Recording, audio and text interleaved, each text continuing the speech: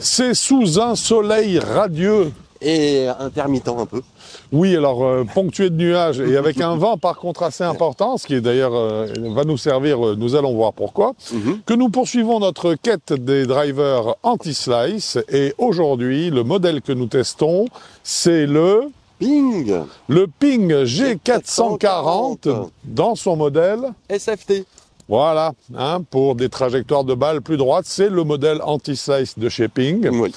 Un club que nous allons tester avec le manche standard. Le Alta CB Blue. Leur nouveau shaft, hein, absolument. Que nous testons en 50 grammes régular. Voilà, hein, donc dans sa configuration préconisée par le plus standard, en plus par on a le mis fabricant. En gros standard, pas gros plus. Voilà, donc en fait nous allons voir, nous allons tester, nous allons voir si ce club répond eh bien, à nos attentes, à savoir s'il permet aux balles courbes de reprendre un côté rectiligne. À tout de suite.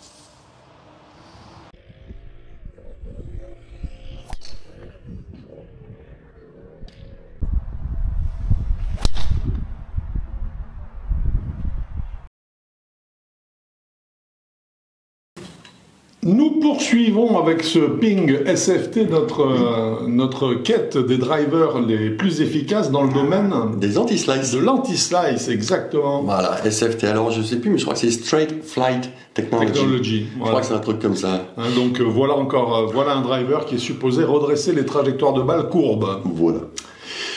Quelques petits éléments de départ. Oui, alors on l'a essayé en 10,5. Il a été réglé en 10,5. Réglé en 10,5. Réglé en 10,5 parce qu'il est avec un shaft Alta CB Blue, le 50R. Très bien. Donc parce qu'il existe en 9 et 10 degrés, réglable à plus ou moins 1,5 degré. Oui, mais c'est important, on insiste là-dessus. Il existe en 9 degrés et 10 et pas 12 degrés. Pas 12, pas 10,5. Ça, on l'a testé en 10,5 parce qu'on a amené le réglage sur 10,5. Voilà, le plus standard possible. Ce qui est génial, c'est qu'il existe en droitier et gaucher.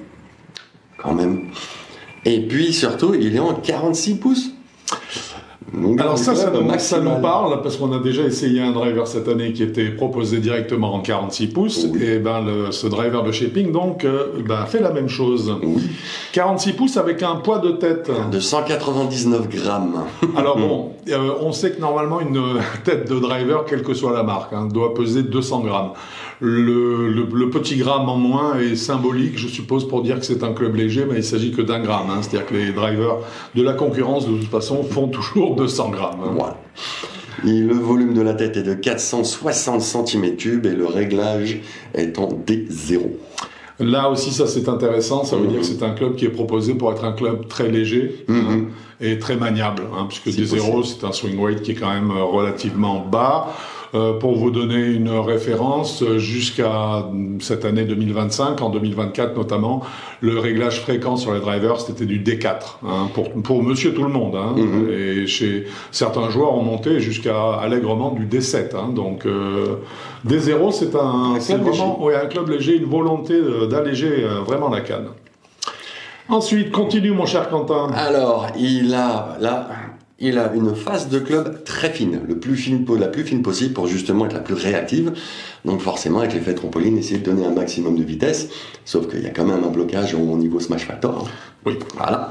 Le poids dans l'ozole a été enlevé. Il a été redistribué plus bas pour avoir un centre de gravité rabaissé. Et la couronne en carbone bras. Ouais. Donc vraiment un enveloppe en carbone au niveau du dessus du donc capot. Super léger également. Allégé au maximum, ça redescend encore le centre de gravité. Ouais.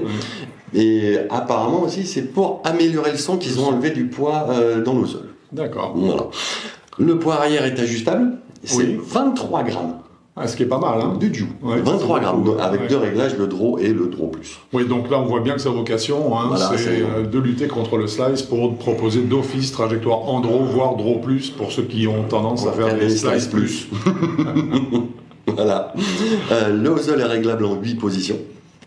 Et surtout, il existe en HL, ça veut dire High Launch, c'est-à-dire que pour vraiment que les balles partent plus hautes, donc pour les vitesses vraiment modérées, voire assez lentes, donc le shaft et le grip sont encore plus légers. Voilà. Bon, ce qui est effectivement ce qui doit l'amener à vraiment un poids minimaliste. Le plus fin possible. Ouais, vraiment. Donc c'est vraiment un club qui a vocation à ratisser large. On peut le comprendre déjà aussi là dans sa description. hein, parce qu'en fait, il veut également séduire les joueurs qui cherchent des cannes très légères, à savoir, a priori, ceux qui sont en recherche de vitesse, donc les seniors. Voilà. Ben, écoute, voilà une description architecturale. Rapide, j'aime bien. Oui, mais bien faite, c'est complète, hein, donc je trouve ça très bien. Et donc on va pouvoir attaquer le corps du verdict à proprement parler.